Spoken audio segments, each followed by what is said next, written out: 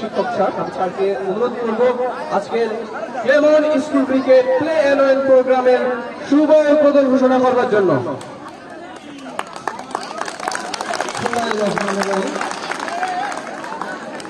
Clemon school cricket player win programme 2025